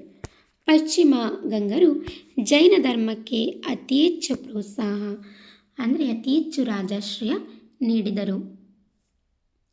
ತಲಕಾಡು ಮತ್ತು ಶ್ರವಣಬೆಳಗೊಳ ಇವರ ಪ್ರಮುಖ ಸಾಂಸ್ಕೃತಿಕ ಕೇಂದ್ರಗಳಾಗಿದ್ದವು. ನೋಡಿ, ಇವರು ಜೈನ ಧರ್ಮಕ್ಕೆ ಅಪಾರವಾದಂಥ ಪ್ರೋತ್ಸಾಹವನ್ನು ಕೊಟ್ಟಿದ್ದರು. ಪಶ್ಚಿಮ ಗಂಗರು ಜೈನ ಧರ್ಮಕ್ಕೆ ಅತಿ ಹೆಚ್ಚು ರಾಜಾಶ್ರಯವನ್ನು ನೀಡಿದರು. ಗಂಗರಲ್ಲಿ ಪಶ್ಚಿಮ ಗಂಗರು ಜೈನ ಧರ್ಮಕ್ಕೆ ಅತಿ ಹೆಚ್ಚು ರಾಜಾಶ್ರಯವನ್ನು ನೀಡಿದವರು ಗಂಗರು. ತಲಕಾಡು ಮತ್ತು ಶ್ರವಣಬೆಳಗೊಳ ಇವರ ಪ್ರಮುಖ ಸಾಂಸ್ಕೃತಿಕ ಕೇಂದ್ರಗಳಾಗಿದ್ದವು. ಇವರು ಹೆಚ್ಚಾಗಿ ಇವರ ಒಂದು ಸಾಂಸ್ಕೃತಿಕ ಕೇಂದ್ರಗಳು ಎಲ್ಲಿ ನೋಡ್ಬೋದು ಅಂತಂದರೆ ತಲಕಾಡಲ್ಲಿ ನಾವು ನೋಡ್ಬೋದು, ಮತ್ತು ಶ್ರವಣಬೆಳಗೊಳದಲ್ಲಿ. ಇವೆರಡೂ ಸ್ಥಳಗಳು ಕೂಡ ಪ್ರಮುಖ ಸಾಂಸ್ಕೃತಿಕ ಕೇಂದ್ರಗಳು ಆಗಿದ್ದವು ಅನ್ನೋದನ್ನು ನಾವು ನೋಡ್ಬೋದು. ಇನ್ನು ಪ್ರಮುಖ ಶಿಕ್ಷಣ ಕೇಂದ್ರಗಳನ್ನು ನಾವು ನೋಡೋದಾದರೆ ಮಠಗಳು, ಘಟಿಕಾ ಸ್ಥಾನಗಳು, ಬ್ರಹ್ಮಪುರಿಗಳು ಮತ್ತು ಅಗ್ರಹಾರಗಳ ಮೂಲಕ ಉನ್ನತ ಶಿಕ್ಷಣವನ್ನು ಪ್ರೋತ್ಸಾಹಿಸಿದರು. ತಲಕಾಡು, ಶ್ರವಣಬೆಳಗೊಳ, ಬಂಕಾಪುರ ಮತ್ತು ಪೆರೂರು ಪ್ರಮುಖ ಜ್ಞಾನಾರ್ಜನೆಯ ಕೇಂದ್ರಗಳಾಗಿದ್ದವು. ನೋಡಿ, ಇವರ ಒಂದು ಜೈನ ಧರ್ಮಕ್ಕೆ ಪ್ರೋತ್ಸಾಹವನ್ನು ನಾವು ನೋಡಿದ ಹಾಗೆ ಇವರು ಪ್ರಮುಖ ಶಿಕ್ಷಣ ಕೇಂದ್ರಗಳನ್ನು ಕೂಡ ಇವರು ತಿಳಿಸಿದರು. ಶಿಕ್ಷಣ ಕೇಂದ್ರಗಳು ಯಾವ್ಯಾವುದಾಗಿತ್ತು ಆವಾಗಿನ ಒಂದು ಕಾಲದಲ್ಲಿ ಅಂದರೆ ಮಠಗಳು, ಘಟಿಕಾ ಸ್ಥಾನಗಳು, ಮತ್ತು ಬ್ರಹ್ಮಪುರಿ ಮತ್ತು ಅಗ್ರಹಾರಗಳು. ಸರಿನಾ? ಇವು ಶಿಕ್ಷಣ ಕೇಂದ್ರಗಳು. ಮಠಗಳಲ್ಲಿ ಶಿಕ್ಷಣವನ್ನು ಕೊಡಿಸ್ತಾಯಿದ್ರು, ಘಟಿಕಾ ಸ್ಥಾನಗಳಲ್ಲಿ ಕೊಡಿಸ್ತಾಯಿದ್ರು, ಬ್ರಹ್ಮಪುರಿ ಮತ್ತು ಇನ್ನು ಮುಂತಾದ ಈ ಅಗ್ರಹಾರಗಳ ಮೂಲಕ ಅವ್ರು ಏನು ಮಾಡ್ತಾಯಿದ್ರು, ಉನ್ನತ ಶಿಕ್ಷಣಕ್ಕೆ ಇವರು ಪ್ರೋತ್ಸಾಹವನ್ನು ಕೊಡ್ತಾಯಿದ್ರು. ತಲಕಾಡು, ಶ್ರವಣಬೆಳಗೊಳ, ಬಂಕಾಪುರ ಮತ್ತು ಪೆರೂರು ಪ್ರಮುಖ ಜ್ಞಾನಾರ್ಜನೆಯ ಕೇಂದ್ರಗಳಾಗಿದ್ದವು.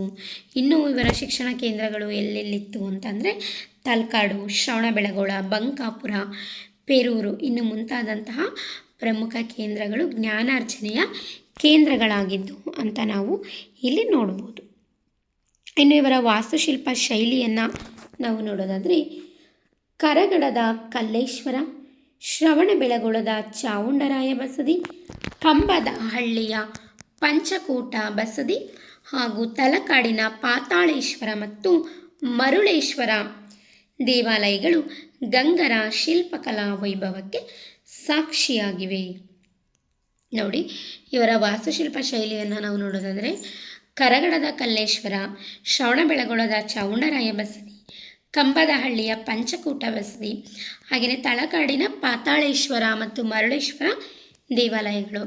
ಇಂದಿಗೂ ಕೂಡ ತಲಕಾಡಿನ ಪಾತಾಳೇಶ್ವರ, ಮರುಳೇಶ್ವರ ಇದೆ, ತುಂಬ ಚೆನ್ನಾಗಿದೆ, ನೋಡ್ಕೊಂಡು ಬನ್ನಿ. ದೇವಾಲಯಗಳು ಗಂಗರ ಶಿಲ್ಪಕಲಾ ವೈಭವಕ್ಕೆ ಈ ಎಲ್ಲ ದೇವಾಲಯಗಳು, ಬಸದಿಗಳು ಮತ್ತು ಇವೆಲ್ಲ ಕೂಡ ಗಂಗರ ಒಂದು ವಾಸ್ತುಶಿಲ್ಪ ಶೈಲಿಗೆ ಸಾಕ್ಷಿಯಾಗಿ ನಿಲ್ಲುತ್ತವೆ ಅಂತ ನಾವು ನೋಡ್ಬೋದು. ಇನ್ನು ಪ್ರಾಚೀನ ಕನ್ನಡ ಸಾಹಿತ್ಯ ಮತ್ತು ರಾಜಾಶ್ರಯದಲ್ಲಿ ಗಂಗರಿಗೆ ಸಂಬಂಧಿಸಿದಂತೆ ಇಷ್ಟು ಅಂಶಗಳನ್ನು ತಿಳ್ಕೊಂಡ್ವಿ. ಕಲೆ, ವಾಸ್ತುಶಿಲ್ಪ, ಹಾಗೆಯೇ ಅವರ ಸಾಹಿತ್ಯ ಕೊಡುಗೆಗಳು, ಅವರ ಕಾಲದಲ್ಲಿದ್ದಂತಹ ರಾಜರು, ದುರ್ವಿನೀತರ ಕಾಲದ ರಾಜರುಗಳು, ಆ ರಾಜರ ಕಾಲದಲ್ಲಿದ್ದಂತಹ ಕವಿಗಳ ಸಾಹಿತ್ಯ, ಆ ಸಾಹಿತ್ಯದ ಪ್ರಕಾರಗಳು, ಇದನ್ನೆಲ್ಲ ನಾವು ತಿಳ್ಕೊಂಡ್ವಿ ಪ್ರಸ್ತುತ ತರಗತಿಯಲ್ಲಿ. ಹಾಗಾದರೆ ಇದಕ್ಕೆ ಸಂಬಂಧಿಸಿದಂತೆ ಕೊನೆಯದಾಗಿ ಪರಿಸಮಾಪ್ತಿಯನ್ನು ನಾವು ನೋಡೋದಾದರೆ ಸಂಕ್ಷಿಪ್ತವಾಗಿ ನಾವು ಏನು ಹೇಳ್ಬೋದಪ್ಪ ಅಂತಂದರೆ ಗಂಗರ ಕಾಲವು ಪ್ರಾಚೀನ ಕನ್ನಡ ಸಾಹಿತ್ಯಕ್ಕೆ ಗಟ್ಟಿಯಾದ ಅಡಿಪಾಯ ಹಾಕಿಕೊಟ್ಟಿತು ಅಲ್ವಾ. ಗಂಗರ ಕಾಲವು ಪ್ರಾಚೀನ ಕನ್ನಡ ಸಾಹಿತ್ಯಕ್ಕೆ ಗಟ್ಟಿಯಾದಂಥ ಒಂದು ತಡಿಪಾಯವನ್ನು ಹಾಕಿಕೊಟ್ಟಿತು ಅಂತ ಹೇಳಿದರೆ ತಪ್ಪಾಗಲಾರದು. ರಾಜರೇ ಸ್ವತಃ ಕವಿಗಳಿಗೆ ಆಶ್ರಯದಾತರಾಗಿ ಸಾಹಿತ್ಯ ಮತ್ತು ಸಂಸ್ಕೃತಿಯನ್ನು ಪ್ರೋತ್ಸಾಹಿಸಿದರು. ಹೌದಲ್ವಾ? ರಾಜರೇ ಸ್ವತಃ ಕವಿಗಳಾಗಿ ಅವರೂ ಕಾವ್ಯಗಳನ್ನ ರಚನೆ ಮಾಡಿ ಕವಿಗಳಿಗೆ ಆಶ್ರಯವನ್ನು ನೀಡಿ ಸಾಹಿತ್ಯ ಮತ್ತು ಸಂಸ್ಕೃತಿಯನ್ನು ಇವರು ಪೋಷಿಸಿದರು. ಗಂಗರ ಈ ಉದಾರ ರಾಜಾಶ್ರಯವು ಕನ್ನಡ ಗದ್ಯ ಪದ್ಯ ಸಾಹಿತ್ಯದ ಬೆಳವಣಿಗೆಯಲ್ಲಿ ಎಂದಿಗೂ ಮರೆಯಲಾಗದ ಒಂದು ಸುವರ್ಣ ಅಧ್ಯಾಯವಾಗಿದೆ. ಹೌದು, ಏನಂದರೆ ಗಂಗರ ದೊರೆಗಳೇ ಸ್ವತಃ ಕವಿಗಳಿಗೆ ಪ್ರೋತ್ಸಾಹವನ್ನು ನೀಡಿ ಸಾಹಿತ್ಯ ಮತ್ತು ಸಂಸ್ಕೃತಿಯನ್ನು ಅವರು ಪೋಷಿಸಿದರು. ಗಂಗರ ಈ ಒಂದು ಉದಾರ ರಾಜಾಶ್ರಯವು ಕನ್ನಡದಲ್ಲಿ ಗದ್ಯ ಪದ್ಯ ಸಾಹಿತ್ಯದ ಬೆಳವಣಿಗೆಯಲ್ಲಿ ಎಂದಿಗೂ ಮರೆಯಲಾಗದ ಒಂದು ಸುವರ್ಣ ಅಧ್ಯಾಯವಾಗಿಯೇ ಉಳಿದುಕೊಂಡಿದೆ ಅಂತ ಇಂದಿಗೂ ಕೂಡ ನಾವು ಅರ್ಥೈಸಿಕೊಳ್ಳಬಹುದು. ಹಾಗಾದರೆ ಪ್ರಸ್ತುತ ತರಗತಿಯಲ್ಲಿ ಪ್ರಾಚೀನ ಕನ್ನಡ ಸಾಹಿತ್ಯ ಮತ್ತು ರಾಜಾಶ್ರಯ ಇದಕ್ಕೆ ಸಂಬಂಧಿಸಿದಂತೆ ಗಂಗರ ಸಾಹಿತ್ಯಿಕ ಕೊಡುಗೆಗಳನ್ನು ನಾವು ಪ್ರಸ್ತುತ ವಿಡಿಯೋ ಭಾಗ 1ರಲ್ಲಿ ತಿಳಿದುಕೊಂಡೆವು. ಮುಂದಿನ ತರಗತಿಯಲ್ಲಿ ಪ್ರಾಚೀನ ಕನ್ನಡ ಸಾಹಿತ್ಯ ಮತ್ತು ರಾಜಾಶ್ರಯ ಗಂಗರಿಗೆ ಸಂಬಂಧಿಸಿದಂತೆ ಪರೀಕ್ಷಾ ದೃಷ್ಟಿಯಿಂದ ಬಹಳ ಮುಖ್ಯವಾಗಿರುವಂಥ ಬಹು ಆಯ್ಕೆ ಪ್ರಶ್ನೆಗಳನ್ನು ನಾವು ವಿಡಿಯೋ ಭಾಗ 2ರಲ್ಲಿ ನೋಡೋಣ. ಧನ್ಯವಾದಗಳು. ಶುಭ ದಿನ. ದಯವಿಟ್ಟು ನನ್ನ ತರಗತಿಗೆ ಲೈಕ್ ಮಾಡಿ, ಸಬ್ಸ್ಕ್ರೈಬ್ ಮಾಡಿ, ಬೆಲ್ ಐಕಾನ್ ಕ್ಲಿಕ್ ಮಾಡಿ. ನಾನು ಇನ್ನೂ ಹೆಚ್ಚು ತರಗತಿಗಳನ್ನು ಮಾಡಲು ನನಗೆ ಪ್ರೋತ್ಸಾಹವನ್ನು ನೀಡಿ.